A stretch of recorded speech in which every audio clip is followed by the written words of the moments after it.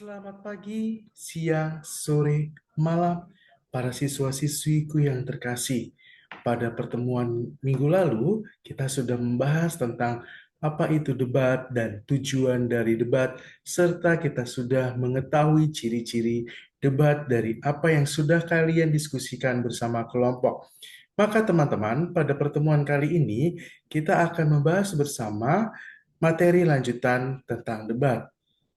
Ya, saya sendiri sebagai guru pengampu Bahasa Indonesia, saya Pak Prima.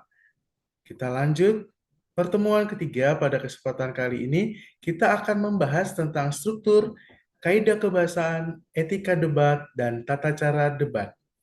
Nah, teman-teman, sebelum kalian berdebat bersama kelompok kalian, kita harus tahu terlebih dahulu bagaimana struktur dari debat, lalu kaidah kebahasaan dari debat, kemudian etika debat, serta tata cara berdebat yang paling penting. Sehingga pada akhirnya kalian dapat melaksanakan debat dengan baik sesuai dengan kaidah yang dijalankan. Nah, yang pertama teman-teman, struktur debat. Yang pertama adalah pengenalan. Di bagian pengenalan ini, kalian akan memperkenalkan diri selaku siapa.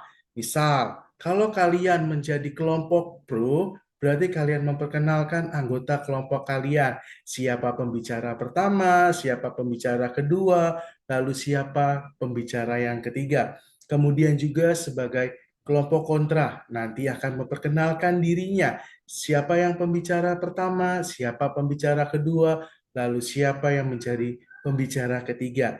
Nah, itu semua yang akan memperkenalkan adalah moderator yang di mana moderator itu bertugas untuk menjalankan atau memandu perjalanan atau jalannya debat kemudiannya. Lalu, setelah kalian memperkenalkan diri, struktur debat yang kedua adalah penyampaian argumentasi, teman-teman. Nah, ketika kalian sudah memperkenalkan diri kalian, kemudian kalian sudah mendapatkan mosi atau permasalahan yang diberikan, kalian masing-masing pembicara satu, pembicara dua, pembicara tiga, dari masing-masing dua belah pihak, baik pro dan kontra, akan menyampaikan argumentasinya. Nah, argumentasi berkaitan dengan apa? Berkaitan dengan mosi atau permasalahan yang diberikan saat berdebat, teman-teman. Maka sebelum kalian menyampaikan argumentasi, pasti kalian akan diberikan waktu untuk mencari sumber-sumber atau data-data yang berkaitan dengan permasalahan tersebut. Nah, setelah kalian menyampaikan argumentasi, kalian mulai berdebat, teman-teman. Ya, yang ketiga adalah debat. Kalian menyangga, kalian mengusulkan, kalian menyampaikan debat saat kalian di dalam berdebat tersebut, teman-teman. Nah, kemudian ketika kalian sudah berdebat, kalian sudah menyampaikan argumentasi, kemudian sudah memperkenalkan diri, baru di bagian terakhir adalah kesimpulan, teman-teman. Di mana kesimpulan ini moderator akan memberikan kesimpulannya. Apa yang baik, siapa yang bisa mempertahankan argumennya. Nah, maka inilah yang dinamakan struktur debat. Ketika kita mengenal, ketika mengikuti lomba debat ataupun eh, ikut penilaian debat, nah ini struktur debat teman-teman. Ada pengenalan, penyampaian argumentasi, lalu debat, dan simpulan. Maka bisa kita artikan bersama teman-teman di dalam struktur debat. Kesimpulannya, dalam struktur debat dapat memahami pengenalan di mana langkah awal dimulai dengan memperkenalkan kelompok. Ya, kelompok afirmatif tadi, pembicara satu, pembicara dua, pembicara tiga, siapa saja. Lalu oposisi atau biasa kita kenal adalah kelompok kontra. Nah, memperkenalkan dirinya pembicara satu, pembicara dua, pembicara tiganya siapa. Maupun tim netral. Nah, setelah kelompok afirmatif dan oposisi dapat menyampaikan argumentasinya yang sudah disiapkan, lalu eh, kalian dapat menyampaikan, ya, setiap tim akan diberi kesempatan untuk apa? Untuk membuat mengomentari tim lain. Nah, itulah di mana debat. Kalian mengomentari pendapat dari lawan. Ya, misal tim satu, ya pembicara satu dari pro setelah menyampaikan argumentasinya, lalu kelompok kontra, ya kelompok kontra menyampaikan argumentasinya. Nah, itu memberikan komentar juga terhadap apa yang disampaikan oleh pembicara pertama dan seterusnya, teman-teman. Setelah itu, kesempatan untuk mengomentari tim lain. Pada akhir debat, setiap tim akan mengutarakan kalimat penutup. Nah, di sini masing-masing tim, baik kelompok pro dan kontra, akan ya membuat sebuah kalimat, ya mengutarakan kalimat penutup ya terhadap pernyataan topik yang sesuai dengan posisi yang akan dimilikinya. Nah, inilah struktur dari teks debat, teman-teman. Berikutnya,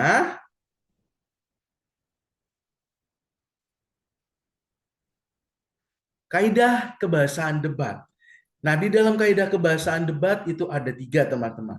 Selain memiliki struktur, teks debat juga memiliki kaidah kebahasaannya sendiri.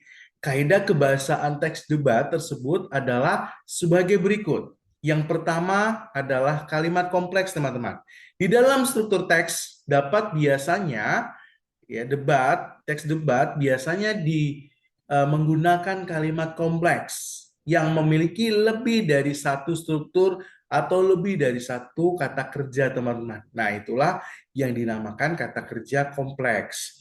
Kemudian, kaidah kebahasaan yang kedua adalah konjungsi, di mana kita tahu semua, teman-teman, konjungsi adalah kata hubung. Nah, di dalam debat ini kata hubung sangat mempengaruhi kaidah kebahasaan di dalam debat, teman-teman. Teks debat biasanya memanfaatkan konjungsi yang berfungsi untuk apa? Untuk menghubungkan kata-kata atau kalimat yang ingin disampaikan oleh teman-teman semuanya. Lalu kaidah kebahasaan yang terakhir, yang ketiga adalah kata rujukan. Ya, rujukan itu adalah teks debat biasanya menggunakan kata rujukan yang berfungsi untuk menjelaskan pemilik.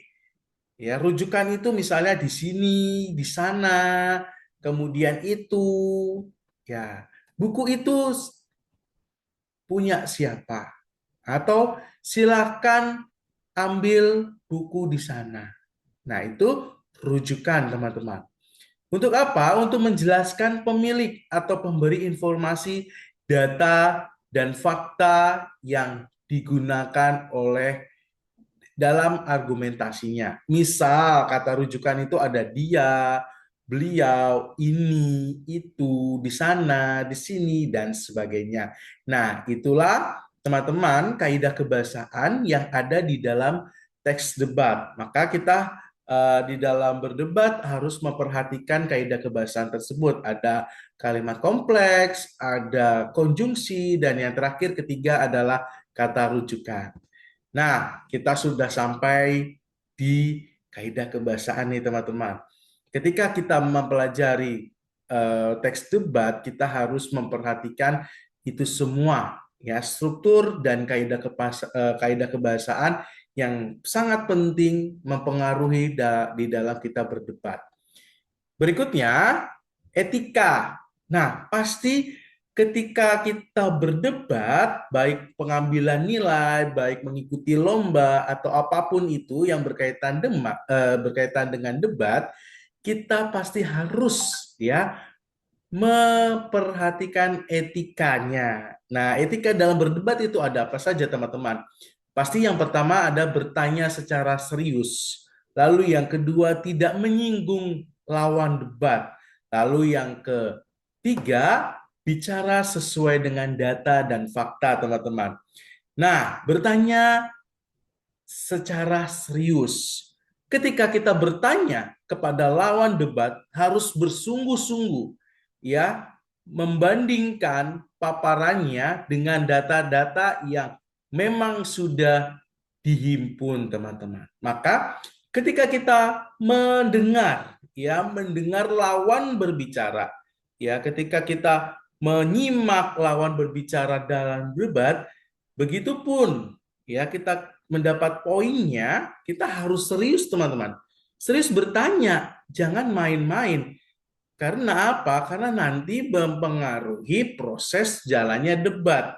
Ya, ketika kita tidak sungguh-sungguh dalam bertanya, itu menimbulkan menimbulkan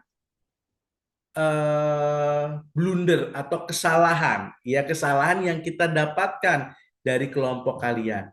Nah, maka di sini harus bersungguh-sungguh ya bandingkan paparannya dengan data-data yang memang sudah dihimpun. Ya, kalian harus membandingkan ya data-data dari lawan bicara dengan data-data yang kalian peroleh, yang kelompok kalian peroleh. Nah, itu berkaitan dengan etika bertanya secara serius. Lalu yang kedua, tidak menyinggung lawan debat. Nah, ini teman-teman, ini etika yang kedua sangatlah penting, ya, semua penting. Di sini yang kedua, tidak menyinggung lawan debat. Tidak boleh menyinggung lawan debat mengenai kekurangan fisik dalam debat. Kondisi yang diutamakan yaitu pertarungan ide gagasan. Nah, di sini adalah kata kuncinya nih. Kondisi yang utama yang diutamakan yaitu pertarungan ide gagasan. Bukan berkaitan dengan fisik, bukan berkaitan dengan suku, ras, agama, bukan itu tujuannya. Nah, tujuan utamanya adalah bertarung ide gagasan yang kalian peroleh. Untuk itu, jika hendak menyinggung atau menyerang lawan debat, dalam debat maka harus menyerang ide gagasannya. Ya, kalian harus mematahkan apa yang disampaikan oleh lawan bicara, mematahkan ide gagasannya melalui apa? Melalui gagasan-gagasan yang kalian miliki. Bukan berarti kalian menyerang atau menyinggung lawan debat dengan fisik, ya. Itu tidak boleh, teman-teman, etikanya. Maka ke depan kalau kalian mengikuti lomba debat yang harus diperhatikan adalah di bagaimana kalian bisa mematahkan atau melawan ide gagasan dari kelompok lawan gitu ya teman-teman. Yang ketiga, bicara sesuai data dan fakta. Nah, agar dapat mematahkan argumen lawan debat, maka kalian harus mengadu argumentasinya. Dengan apa? Dengan data dan fakta. Nah, sebelum kalian berdebat, ya kan, sebelum kalian berdebat, kalian diberikan waktu, ya, diberikan waktu untuk mencari segala informasi yang berkaitan dengan mosi atau permasalahan yang ingin dibahas. Maka disitulah kesempatan kalian untuk apa? Untuk mencari data-data dan fakta-fakta yang berkaitan dengan permasalahan yang ingin kalian bahas, teman-teman. Nah, sehingga kalian bisa adu ide gagasan lawan dengan informasi yang belum jelas. Ya, jangan adu. Di sini catatan yang terakhir ya. Jangan adu ide gagasan lawan dengan informasi-informasi yang belum jelas. Nah, di bagian terakhir ini teman-teman, ya di bagian terakhir ini kuncinya sangat penting. Jangan adu ide gagasan lawan dengan informasi-informasi yang belum jelas. Itu sangat fatal. Itu sangat fatal untuk kelompok kalian. Nah, ketika kalian melontarkan ya ide gagasan kalian untuk maksudnya untuk mematahkan lawan, akan tetapi ide gagasan kalian itu informasi-informasinya yang belum jelas. Itu sangat fatal karena apa? Karena kalian bisa keserang. Ya, kalian bisa terserang oleh lawan kalian. Nah, itu yang menyebabkan kalian nantinya menjadi permasalahan, teman-teman. Nah, ini adalah etika dalam berdebat. Maka teman-teman harus memperhatikan betul, ya harus memperhatikan betul etika-etika ini, ya etika-etika dalam berdebat, teman-teman. Nah, setelah kita memahami dan mengerti bagaimana etika dalam berdebat, Nah, berikutnya adalah tata cara debat nih teman-teman. Sudah tidak sabar kan kalian akan berdebat di dalam pembelajaran bahasa Indonesia? Maka perhatikan baik-baik ya tata cara dalam berdebat sehingga kemudian kalian dapat melaksanakan debat dengan baik tanpa ada kesalahan apapun teman-teman. Nah, tata cara berdebat yang pertama adalah memahami dan menjalankan peraturan debat yang telah disepakati oleh peserta dan anggota debat. Jika seorang anggota debat melanggar peraturan, maka akan berpengaruh kepada timnya. Maka silakan teman-teman ketika nanti kalian berdebat itu harus ada aturannya. Ya, nanti Bapak akan merancang segala aturan-aturan dalam kalian berdebat. Sehingga ketika kalian berdebat, kalian dapat mengikuti alur yang diinginkan, yang ingin kalian lakukan dalam berdebat. Ya, sehingga nanti ketika ada tim kalian, ya seorang tim kalian yang melanggar aturan, maka dapat mempengaruhi kelompok kalian sendiri. Nah, itu tata cara yang pertama. Lalu yang kedua, pertanyaan yang akan diajukan sebaiknya disampaikan dengan profesional, tidak menghina, menguji, maupun merendahkan lawan. Pertanyaan juga tidak boleh menyerang lawan bicara pribadi, namun fokus ke permasalahan yang sedang dibahas, teman-teman. Ini sangat penting. Ya, tata cara yang kedua ini harus dipersiapkan dengan baik ya ketika nanti kalian saat debat, maka buatlah pertanyaan-pertanyaan yang profesional, pastinya tidak menghina, tidak menguji maupun merendahkan lawan. Nah, pertanyaan-pertanyaan itu tidak boleh menyerang lawan secara pribadi. Misal kamu punya masalah dengan kelompok lawan kalian, ya salah satu dari kelompok anggota lawan kalian. Nah, kalian bertanya kepada beliau. Nah, itu tidak boleh, ya. Tidak boleh secara pribadi, tapi fokusnya apa? Fokusnya yang akan dibahas adalah permasalahan yang sedang kalian ungkap atau yang kalian bahas. Itu yang kedua. Lalu tata cara yang ketiga, ajukan argumen dengan analisis yang kritis. Ya, kritis kuncinya adalah kritis, masuk akal dan runtut. Maka ini yang harus kalian perhatikan juga dalam tata cara berdebat. Lalu ketiga hal ini akan lebih baik jika dilakukan dengan kemampuan retorika yang baik. Ya, berbicara. Pak Prima pernah menyinggung, pernah membahas di kelas pada pertemuan sebelum-sebelumnya, ketika kalian berdebat, bicaralah, ya retorika, berbicaralah dengan baik, dengan lancar, sehingga ketika kalian menyampaikan argumentasi-argumentasi atau kritik yang ingin kalian berikan, itu harus jelas bicaranya, tidak gugup. Kalau kalian gugup, itu dapat mempengaruhi kalian juga, sehingga lawan bicara, oh ini lawan saya belum siap, ya kan? Sehingga lawan bicara kalian menyerang kalian. Nah, ini maka silakanlah berlatih berbicara teman-teman di dalam kelompok kalian. Lalu yang keempat, dalam menyampaikan gagasan, kenali dan pahami kelemahan maupun kelebihan yang dimiliki lawan, teman-teman. Nah, pasti ketika kalian mengikuti lomba debat, kemudian melihat lomba debat, pasti kalian akan melihat nih, lawan bicara kalian seperti apa. Ya, kelemahannya bagaimana, kelebihannya bagaimana.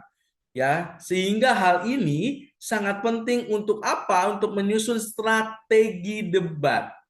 Ya, untuk menyusun strategi debat sehingga efektif dalam menyangkal dan mempengaruhi lawan, bahkan seluruh peserta debat yang kalian jumpai, yang kalian temui. Ini pesan dari Pak Prima ya, berkaitan dengan tata cara berdebat. Lalu yang kelima, tata cara berdebat yang kelima yaitu argumentasi yang disampaikan tidak perlu terlalu banyak karena waktu yang terbatas. Nah, ini catatannya teman-teman. Argumen yang disampaikan tidak perlu terlalu banyak karena waktu yang disediakan terbatas. Biasanya masing-masing orang, ya masing-masing pembicara itu akan diberikan kurang lebih 1 sampai 2 menit ketika kalian menyampaikan argumen. Maka silakan menyampaikan argumennya dengan waktu yang maksimal, dengan catatan yang maksimal. Jangan terlalu banyak juga dan juga jangan terlalu sedikit. Maka yang sedang-sedang saja ketika kalian menyampaikan argumentasinya setiap individu. Seperti itu teman-teman. Nah, yang berikutnya susunan argumentasi ke dalam poin-poin yang singkat dan lugas yang merujuk langsung ke permasalahan yang sedang didebatkan teman-teman. Nah, lanjutannya tata cara berdebat itu ada yang keenam, memahami dengan baik tentang kesalahan dalam berpikir, terutama pada penyelesaian masalah. Nah, ini yang poin 6, kalian harus bisa memahami dengan baik tentang kesalahan-kesalahan dalam berpikir, ya, terutama pada penyelesaian masalah. Nah, jangan sampai di sini kalian mengalami permasalahan dalam kelompok kalian. Maka di sini sangat pentinglah berpikir kritis. Ya, yang ketujuh, hal ini juga berfungsi untuk mengetahui kelemahan argumentasi yang diberikan oleh lawan.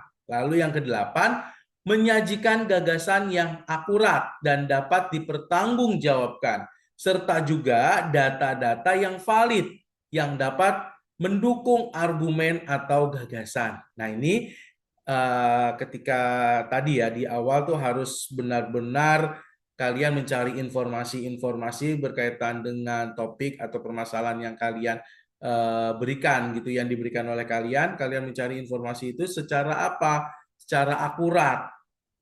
Ya, sehingga apa? Sehingga dapat dipertanggungjawabkan saat berdebat. Ya, kemudian dapat mendukung argumen kalian dan gagasan kalian pastinya. Lalu yang terakhir, kesembilan, buatlah kesimpulan.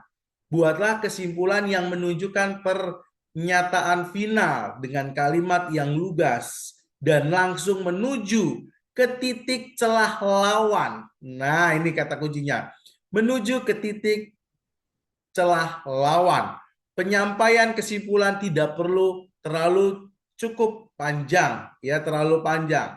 Cukup poin-poin yang menegaskan argumentasi dan disampaikan dengan tegas. Untuk apa? Untuk menunjukkan rasa percaya diri kalian bahwa argumentasi kalian itu benar.